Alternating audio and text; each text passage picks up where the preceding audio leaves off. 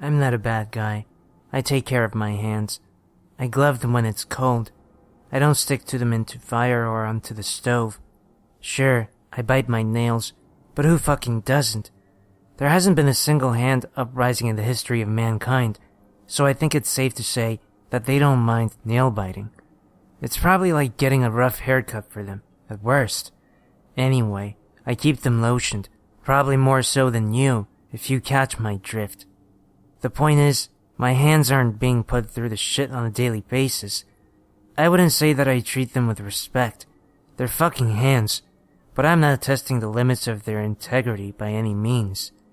So, I honestly, truly, do not know why they've chosen to not only betray me by selfishly assuming autonomy, but actively seek out my downfall during the brief periods of this self-actualization. It all started when I was lying in bed, listening to ASMR late at night after having woken up from sleep. It had been a fairly unrestful sleep, despite the 20 milligrams of melatonin I'd taken the night before, and yet I was still super tired, and figured I'd chill out in the dark for a while since I didn't need to be anywhere in the morning. All was going fine.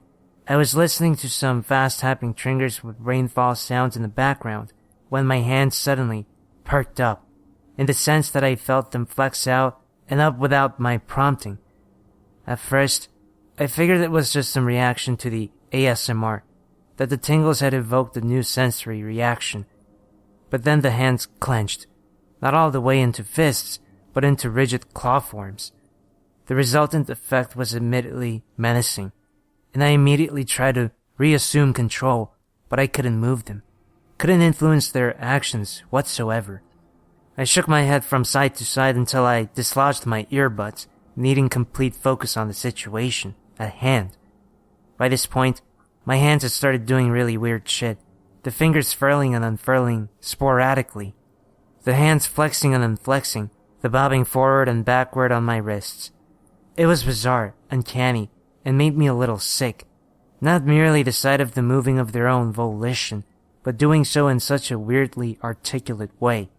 I also got the sense, and I don't know how else to best relate this, that they were communicating with each other in these strange movements, that somehow thoughts were being transmitted with each spasmodic movement. They weren't moving in accordance with one another. There was no pantomiming of one hand by the other. Each hand was displaying its own manual mannerisms, its own personality. The left hand seemed to be the more rational one, if rationally could even be applied to such a situation, whereas the right hand, with its wild, darting, unpredictable movements, seemed to be the more impulsive and chaotically inclined one. The situation became truly frightening when, for just a moment, they ceased their movements and turned toward me, as if they'd reach a consensus on some grave matter in which I was the central topic. Then, without further acknowledgement of me, they resumed their discourse, leaving me terrified, wondering what the hell was going on. Since previous attempts to exert control over them had been futile, I instead stood up, and I won't deny that I felt a great relief at still having control over my legs. Apparently, the bizarre autonomy was limited to my hands. As calmly as I could manage, I walked from my bedroom to the hall, and for a moment thought that I had failed to remove my earbuds due to the still remaining sound of rainfall. But a flash of lightning through a window downstairs showed that the weather had developed to match the artificial atmosphere I had created for myself, also to eerily fit the nightmarish circumstances. With only the intermittent lightning flashes to illuminate my progress, I made my way down the hall, to the stairs, and descended them with faint casualness, all the while my hands flexed and clenched and splayed themselves, engaged in some frenzied debate. Reaching the landing, I briefly considered opening my front door with my feet. I'd grown quite good at that, when necessary whilst carrying food, but decided against it. The weather was only worsening, and who knows what action my hands would have taken if they suspected my plans to subdue them somehow.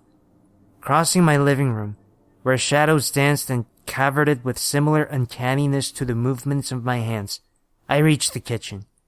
The window above the sink showed a tempestuous storm outside, lightning strikes happening with unnerving frequency, at alarmingly close proximities to the house. Setting aside this new fear of having my house obliterated by a bolt of lightning, I returned my focus to the more immediate threat. My goal, the freezer. I always keep my freezer as cold as possible, especially during summer, because I like to stick my face in it when I first come in from outside for a quick cool-off. Seeing as how I couldn't call anyone, I'm not that articulate with my feet. I figured that my best next option was to freeze my hands, and hope they'd subsequently chilled enough for me to do something more permanent, if not gain control of the whole situation entirely. After 3 attempts to grip it with my toes, I finally grasped the fridge door and flung it open. At the sudden burst of cold air, my hands stopped their activity and turned to me, and in a mutual moment of recognition, sprang to action. Before I could plunge them into the mountain of frozen vegetables and meat, they seized me by the throat and squeezed. For a moment, I was dumb, helpless, my mind absolutely frozen by the horror of it all.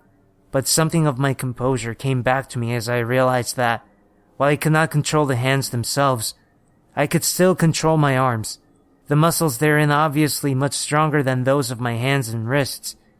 With little effort, I pulled the hands away, but the devilish claws and hands sunk my, thankfully, short nails into my neck, leaving savage though non-fatal tears in the skin. Before they could muster up another attack at my throat or scratch my eyes out, I pressed them into the frozen depths of the freezer and held them there while they flicked and spasmed with unrestrained vehemence. At least 15 minutes must have passed before I felt them grow still.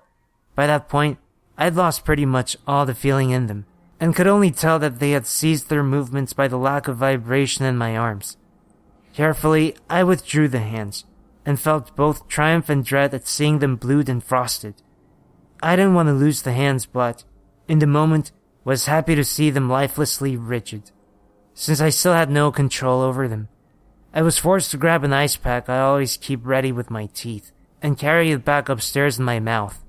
I've since played it over my hands, and am for the moment ignoring the mounting dread of not having any feeling whatsoever in the appendages. If I lose them, so be it. This is all I really have to say so far. I don't know why I've been the subject of this madness, but I hope it's over. If not, then, I don't know. If they're awakened, I'll have to subdue them with the freezer again, and I don't know how many more times I can do that without causing serious, irreversible damage. If there is anyone out there who has dealt with such a thing before, please contact me. I could really use a helping hand.